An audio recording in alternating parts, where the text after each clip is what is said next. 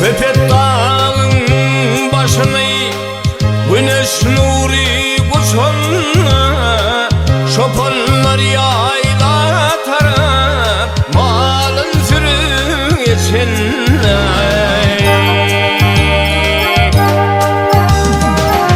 Gümüş yavimek dibin ağotunun içinde, gün bilil bile ay doğan teher bulatlı gönül.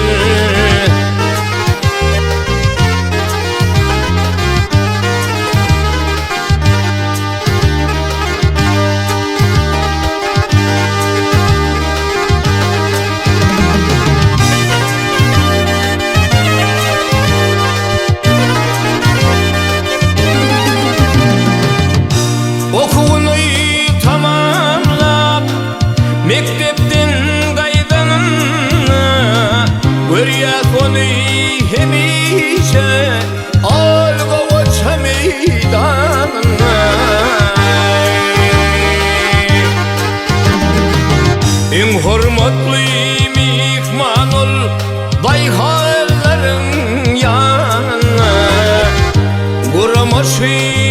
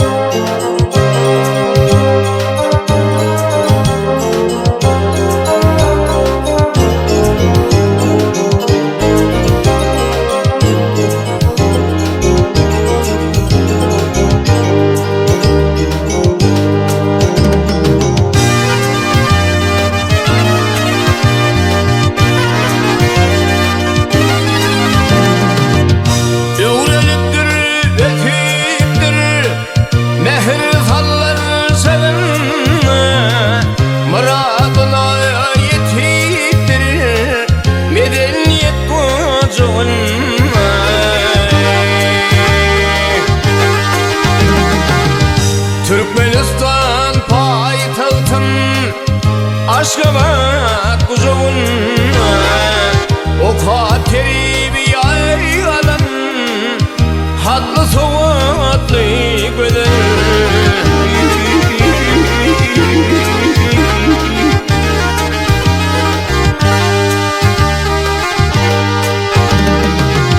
Türkmenistan paytahtın Aşgabat kucağına,